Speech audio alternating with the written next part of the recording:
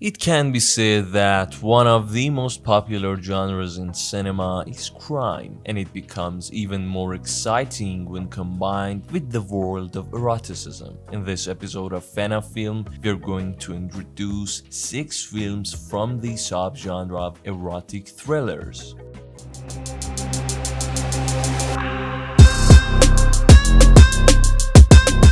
Body Double is a neo-noir and erotic thriller film by Brian De Palma. It was made after his famous film Scarface, and although it wasn't successful at the box office, it later became a cult film. Drawing inspiration from Hitchcock and Michael Powell, from Vertigo to Peeping Tom, the film tells the story of Jake Scully, an actor who suffers from claustrophobia. One day after work, he returns home and catches his wife cheating on him. He leaves the house and has nowhere to stay. In an acting class, he meets Sam, who proposes that Jake house sit his ultra-modern house in Hollywood Hills while he goes on a trip. Sam shows Jake a telescope that allows him to see into the house of a mysterious woman who performs an erotic dance every day at a specific time.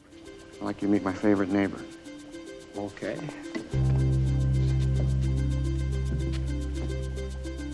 See her? Whoa. Whoa. Mauvais Song or Bad Blood is the second film by French director Léos Carax. Known for his unique and unconventional style, the film takes its name from a poem by Arthur Rimbaud. Set in a not-so-distant future Paris, a mysterious disease called STBO is killing people who engage in sexual relationships without emotional involvement. A serum has been developed, but it is locked away from those in need. An American woman blackmails 2 aging con artists, Mark and Hans, to steal it. Mark hires Alex, a rebellious teenager whose father used to work for him before his death. Alex has a girlfriend named Lise, but falls in love with Anna, Mark's lover.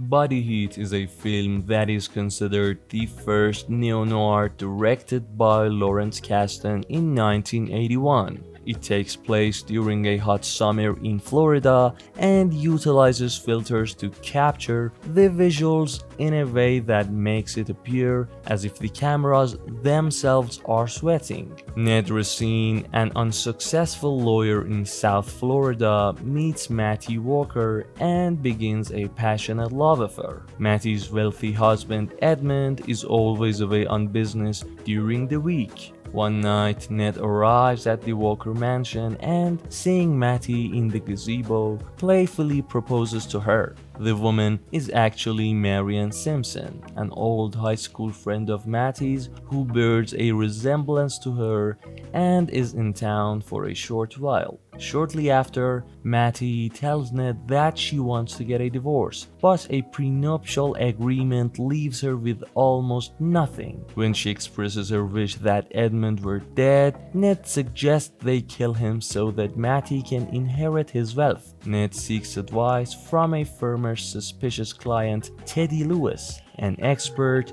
in explosives who provides him with a small incendiary device, although he advises Ned to stay away from such a plan.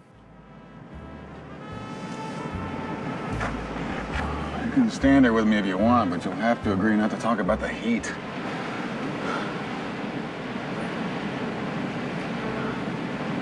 I'm a married woman. 9.5 Weeks is a film directed by the American director Adrian Lyne. Adrian Lyne, along with Paul Verhoeven, can be considered as one of the prominent directors of erotic thrillers in the 80s and 90s. Adrian Lyne also has other films such as Fatal Attraction, Lolita, and Unfaithful in his filmography. Elizabeth McGraw, an employee at a Soho art gallery, meets John Gray at a Chinese convenience store. Later, at a street fair, John buys her an expensive scarf and they start dating. After a while, John's strange behavior intensifies and he gives her an expensive gold watch that includes instructions for her to touch herself every day. Elizabeth goes even further and masturbates at her workplace at the designated time. Elizabeth wants to introduce John to her friends, but John only wants to see her in the evenings and tells her to see her friends during the day before evening. One afternoon, she's alone in her apartment and finds a photo of him with another woman named April Tower. Would you grab him? Yes, ma'am. Just grab him up. Yes, ma'am. Let's go. Okay. Let's see, what else? Oh, fortune cookies, about 12. Showgirls is a film by Paul Verhoeven, the director of the film Basic Instinct, which is considered one of the most significant films in the erotic thriller genre. The film was released in 1995 and generated a lot of controversy and hype before its release due to its explicit sexual content and nudity, earning an NC-17 rating. To this day, Showgirls is the first and only film with this rating to have a wide release in mainstream cinemas. The story revolves around a girl named Nomi Malone who works as a stripper. She decides to go to Las Vegas to pursue her dreams. At the beginning of her journey, her suitcase gets stolen and she meets a girl named Molly. Molly is a famous stage designer at the most prominent and largest strip theater in Las Vegas. Nomi starts her career at a small strip club and catches the attention of Crystal Connors, the lead dancer, and Zach, the theater's producer. With their recommendation, Nomi auditions for the theater. Gradually, she shines in her work and engaged in a sexual relationship with Zach, which leads to her securing the lead role in the theater. However, due to Crystal's legal power and Nomi rejecting her, she cannot perform as the lead in the theater, causing jealousy to arise within Nomi. What kind of classes have you had? I haven't had classes. Then what are you doing here? I'm watching you be a prick. Well, you ain't seen nothing yet. La Femme Nikita or Nikita is a French film directed by Luc Besson, released in 1990. Luc Besson is well known for his famous film Léon the Professional. Nikita was a commercial success and has been remade in many countries including Hong Kong, Hollywood, and Bollywood, as well as adapted for television networks. Nikita is a troubled young woman who, along with a few friends, engaged in an armed robbery at the parents' pharmacy of one of her friends. However, they are caught in the middle of the robbery and face a police siege. After a violent confrontation, Nikita is the only one from the group of thieves who survives. She's sentenced to 30 years in prison for killing a police officer.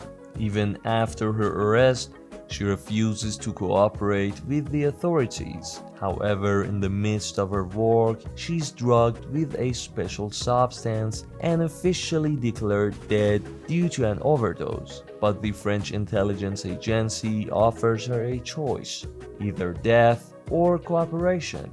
Forced to make a decision, Nikita reluctantly agrees to work as a professional assassin for the French intelligence agency. Her first mission to kill a diplomat goes exceptionally well. Thus, she begins a new life, simultaneously exploring a new personal world and engaging in a romantic relationship.